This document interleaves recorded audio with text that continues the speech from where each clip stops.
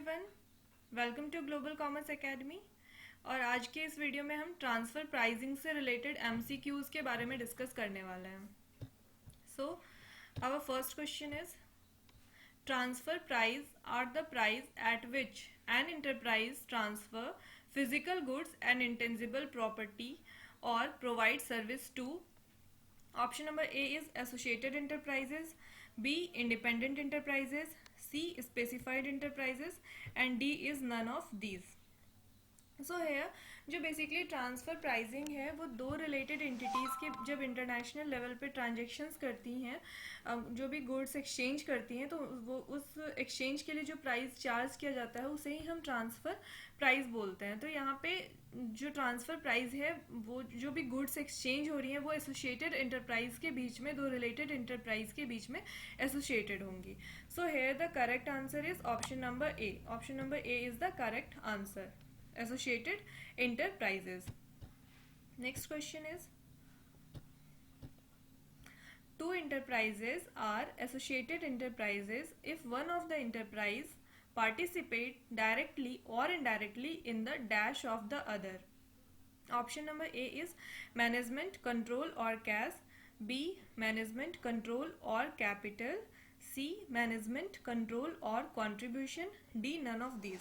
Hair जो दो enterprises हैं, दो एसोसिएटेड इंटरप्राइजेज हैं, वो कब एसोसिएटेड इंटरप्राइज होती हैं? जब एक इंटरप्राइज दूसरे इंटरप्राइज के या तो मैनेजमेंट में पार्टिसिपेट करेगा या फिर उसके कंट्रोल में उसका पार्टिसिपेशन होगा या कैपिटल में पार्टिसिपेशन होगा, तभी वो दोनों जो इंटरप्राइजेज हैं वो एसोसिएटेड इंटरप्राइजेज होंगे. So here is correct answer is option number B, management, control and capital. So option number B is the correct answer.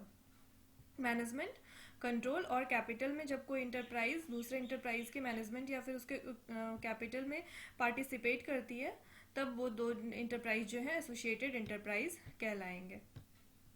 Next is question number 3. The dash guideline provide guidance on the application of the arm's length principle in order to arrive at the proper transfer pricing range between associated enterprises. Option number A is OECD, Organization of Economic Cooperation and Development, transfer pricing. Second is UN transfer pricing, and third is either E or B, and fourth is none of these. सो है जो basically जो arm's length principle है उसके लिए एक proper guidance है जो कि उसे गाइडेंस प्रोवाइड करती है, उसे गाइड करती है, और ट्रांसफ़र प्राइसिंग जो भी एसोसिएटेड एंटिटीज़ के बीच में जो ट्रांसफ़र प्राइस है उसको फेयरली कैलकुलेट करने के लिए एक गाइडेंस प्रोवाइड किया जाता है आर्म्स लेंथ प्रिंसिपल को. तो उसे बोलते हैं OECD transfer pricing guidance. So here is the correct answer is option number A. OECD जो है ट्रांसफर प्राइसिंग गाइडेंस है जो कि आर्म्स लेंथ प्रिंसिपल को रेगुलेट करने के लिए गाइडेंस प्रोवाइड करती है. So here is the correct option is number A, OECD. Full form of OECD is organisation of economic corporation and development. Next, significance of arm's length principle. यहाँ पे arm's length principal का significance पूछ रहा है कि उसकी क्या importance है बेसिकली.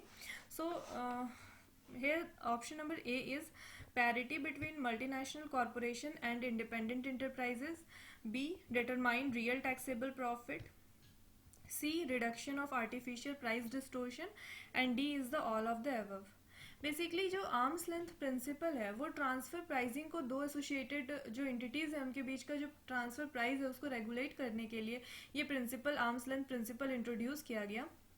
तो पहले क्या होता था, जो रिलेटेड एंटिटीज़ हैं उनके बीच में जो भी ट्रांजेक्शन्स होते थे, तो रिलेटेड एंटिटीज़ अपने बीच के ट्रांजेक्शन्स को मैनिपुलेट करके प्राइस को वो क्या करती थी, प्राइस मैनिपुलेशन करती थी, जिसकी वजह से वो अपने टैक्सेबल प्रॉफिट को रिड्यूस करके अपने बुक्स ऑफ अकाउंट में शो करती थी और उस टैक्सेबल प्रॉफिट पे जो है रिड्यूस टैक्स पे करती थी. तो गवर्नमेंट को फेयर टैक्स, कंपनी की फेयर टैक्सेबल प्रॉफिट नहीं पता चल पाती थी और उस पर गवर्नमेंट को यहाँ पे रेवेन्यू लॉस होने लगा था, जिसकी वजह से आर्म्स लेंथ प्रिंसिपल को इंट्रोड्यूस करने की ज़रूरत पड़ी थी.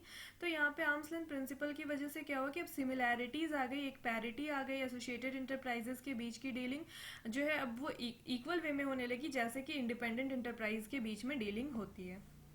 और यहाँ पे सेकंड हमारा जो सिग्निफिकेंस है वो है डिटरमाइन रियल टैक्सेबल प्रॉफिट। अब जो कंट्रीज़ है वो कंपनी का जो फेयर टैक्सेबल प्रॉफिट है वो कंट्रीज़ को मिलने लगा, कंट्रीज़ उसको डिटरमाइन करने लगी।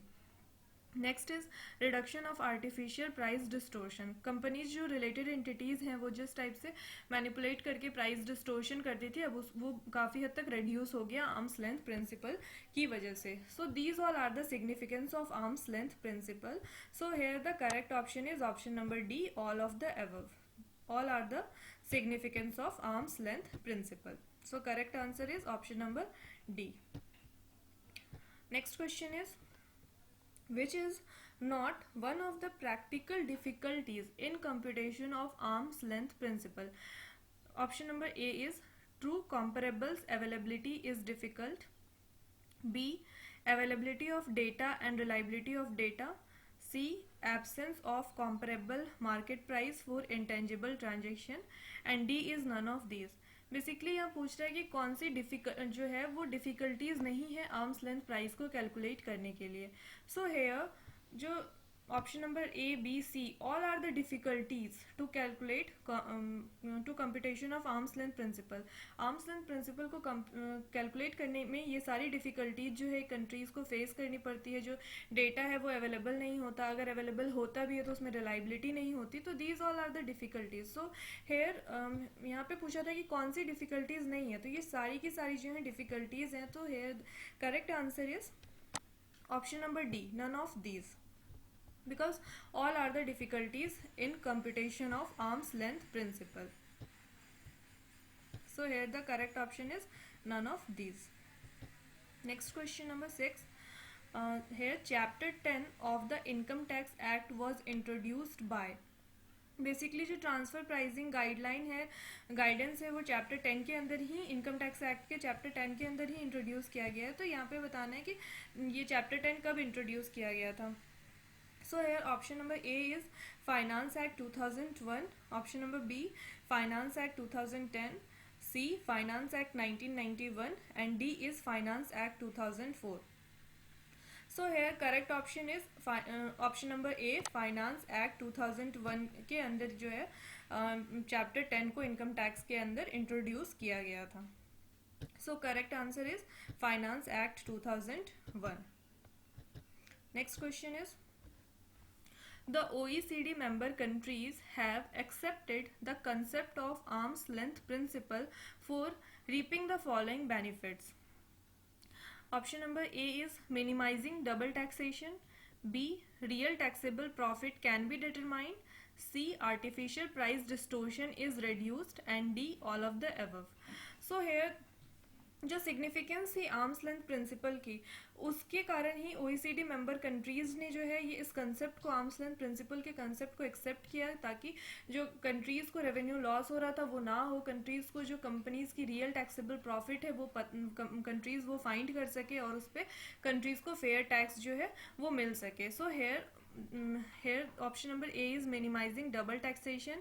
रियल टैक्सेबल प्रॉफिट कैन अब जो है फाइंड होने लगा अच्छे से। रियल टैक्सेबल प्रॉफिट कंट्रीज जो है कंपनीज की real taxable profit arm's length principle के आ जाने से वो डिटरमाइन करने लगी। एंड फिर जो आर्टिफिशियल प्राइस डिस्टोर्शन, जो मैनिपुलेशन होता था, वो बहुत हद तक रिड्यूस हो गया।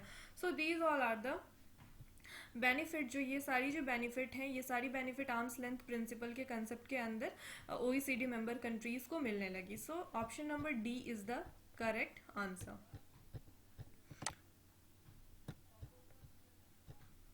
सो here next question is question number 8।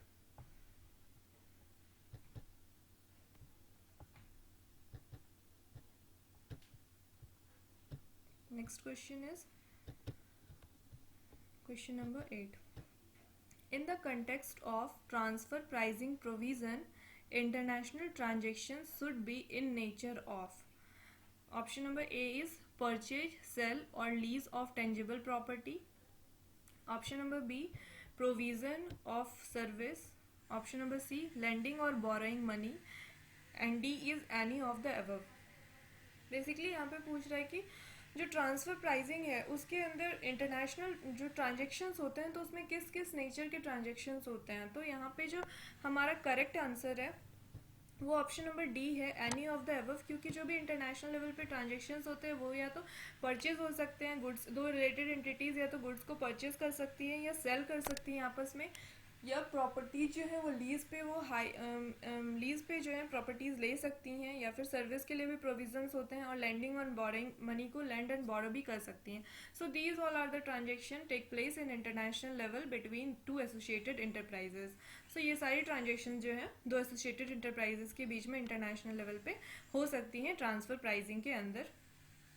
So here option number D is the correct answer. Next question is question number 9. Two enterprises are deemed to be associated if one enterprises hold at least -% or more share carrying voting power in other enterprises. Option number A is 25%, B 51%, C 27%, and D is 26%. So here the correct answer is option number D 26%. सो जब दो enterprises हैं वो associated enterprise तब होती हैं जब वो at least 26% या उससे ज़्यादा वोटिंग पावर जो है दूसरे इंटरप्राइज के अंदर गेन करती हैं. दूसरे इंटरप्राइज के अंदर उनको इससे ज़्यादा का वोटिंग पावर मिलता है, 26% से ज़्यादा का, तभी वो दोनों जो इंटरप्राइज जो है एसोसिएटेड इंटरप्राइज होती हैं. So here the correct answer is option number D 26%. Next question, question number 10. Income Tax Act 1961 includes transfer pricing in option number A section 92 to section 92F, option number B section 90 to section 90F, option number C section 91 to 91E, and D is none of these.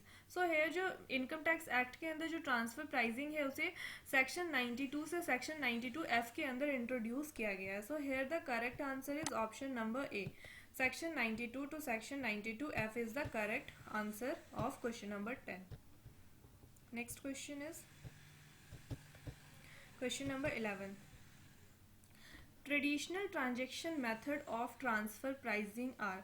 Basically जो transfer pricing है उसके दो methods होते हैं उसको calculate करने की. एक ट्रेडिशनल ट्रांजेक्शन मेथड होता है और दूसरा एक ट्रांजेक्शनल प्रॉफिट मेथड होता है. तो यहाँ पे ट्रेडिशनल ट्रांजेक्शन्स मेथड के अंदर भी और डिफरेंट मेथड्स हैं.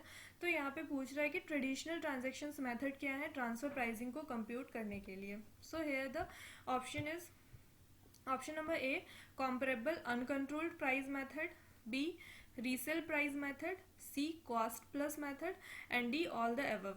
So here correct answer is option number D, क्योंकि जो ट्रेडिशनल ट्रांजेक्शन मेथड है ट्रांसफर प्राइसिंग को कैलकुलेट करने के लिए उस मेथड में A B C these all are the traditional method of transfer pricing. ठीक है, ये सारे जो है ट्रांसफर प्राइसिंग को कंप्यूट करने के ट्रेडिशनल मेथड है.